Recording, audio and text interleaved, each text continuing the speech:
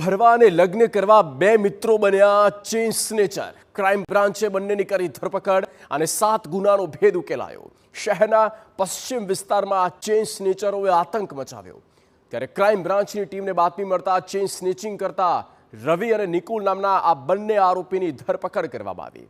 આરોપીની પૂછપરછમાં ખુલાસો થયો છે કે આ 4 આરોપીઓ મળીને ચેઇન સ્નેચિંગ કરતા અને આરોપી રવિને આર્થિક સંકળામણ હોવાથી તે ચોરી કરતો, જ્યારે નિકુલના લગ્ન હોવાથી પત્નીને ગિફ્ટ આપવા લગ્નનો ખર્ચ કાઢવા ચેઇન સ્નેચિંગની ગેંગ બનાવી।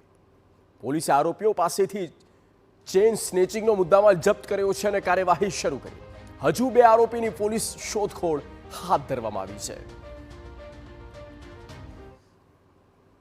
પશ્ચિમ વિસ્તારના આમ તો પૂર્વ વિસ્તારમાં પણ ચેઇન સ્નેચિંગના બનાવોના કારણે અસરગ્રસ્ત છે, પણ પશ્ચિમ વિસ્તારમાં હમણાંથી કેટલાક સમયથી વધુ ચેઇન સ્નેચિંગના જે બનાવો બનેલા હતા એ અનુસંધાને ક્રાઇમ બ્રાન્ચની ટીમ કામ કરી રહેલી હતી અને બાતમી આધારે 2 આરોપી પકડવામાં આવેલા છે। આ બંને આરોપી જે છે એ પૈકીમાં જે રવિ જે છે એને પોતાને આર્થિક જરૂરિયાત હતી એવું જે જણાવે છે પ્રાથમિક પૂછપરછમાં, અને જેના કારણે એણે આ ચેઇન સ્નેચિંગનું ગુના કરેલા છે। અને બીજો જે આરોપી છે નિકુલ, જેના લગ્ન થવાના છે અને લગ્ન માટે પોતાની પત્નીને સારી ગિફ્ટ આપવા માટે એણે ચેઇન સ્નેચિંગના ગુનાઓને અંજામ આપેલાનું બતાવે છે।